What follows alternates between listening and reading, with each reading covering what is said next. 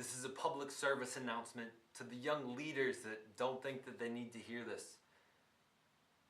Dear young poet, I feel like I need to expose this, and maybe you already know it. You've probably already learned to design your words and get to the mic and start flowing. But I want you to recognize you have more power than you think. You write enough rhymes and songs enough they got you on Spotify synced. You write about messing with women, you speak about drugs harder than penicillin, you talk about dangers that you've dealt with and how to command your blocks so that your foes know how to be fearing. Now here's the scary part. Whether your lyrics fall apart because it ain't life, it's just art, you might not realize the life that you've caused for an adolescent with a free agent's heart. See, that teen picks your words apart. They repeat your refrains and march to the beat of the verse that makes them feel hard, to the lyric that gives them the confidence to feel like a star, to the reference that changes who they are. Now I know what you're thinking. These kids, they just listen. It don't make a difference. It don't cause criminals out of children. It doesn't create reality. It's just feelings. It's not really bullets. It's just disses. Little do you know that their focal point is now tinted. It sees females and distills them to a version that only thinks about kisses, to a frame that only misses the possibility that they'll never be loyal and never misses. You have the power of word to create or poison these young sponges. You might not believe they might actually run with these concepts, that females are only to be touched. And you might not realize the statistics that 1 in 3 women in America will be a victim of some kind of sexual assault situation. Now, do you recognize where you play into this equation? You create art. You create sound that influenceable people can feel found. I can remember the music that always influenced me since I was a child. I recognize from my memory the songs from 50 Cent. I remember repeating those words thinking, I was legit. I remember thinking for the first time I was okay to call the woman a bitch. And not only that, but in my car is where she should have to sit. 9th grade, I was low. With the crowd, I was just trying to fit. I see your mind confused like, what about me does this have to do? Now I'll share with you my sad truth. Back when MySpace was new, back when Facebook wasn't used and you had to get their AIM account to amuse. I didn't realize at the time, but today it might be a crime.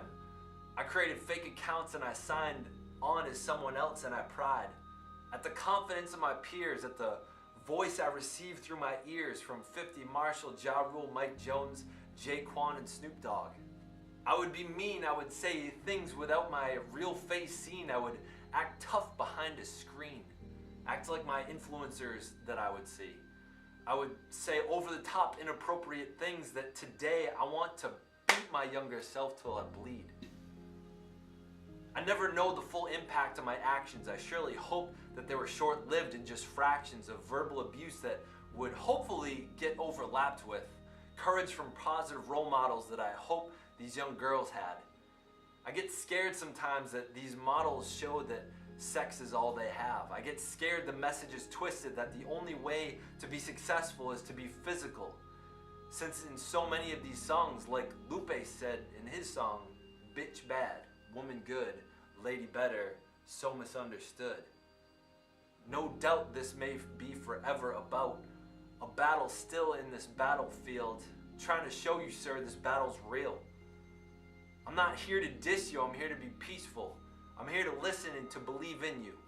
I'm here to ask you for the better of our future daughters. They don't have to deal with such earfuls, so they don't have to deal with catcalls, so they don't have to deal with assholes, so they can experience the world a little bit more like I do. What'd I just say? That's right, you heard it. It's okay to be confused a bit and dismayed, but let me just explain it. One day I was jogging, minding myself, hit a few miles and started to feel some exhaustion. At one point I saw someone's daughter move to another part of the crosswalk. That was when I thought sparked. Am I the reason she moved over 5 yards? Did she feel uncomfortable getting too close and told herself to be smart? Did she consider these words that people tell girls to keep watch? To be cautious, to be vigilant when running across town for a little jog? I realize I've never been told this advice. I've never been told to think hard or look twice at which street I'm roaming, which buildings I'm between, and how nice.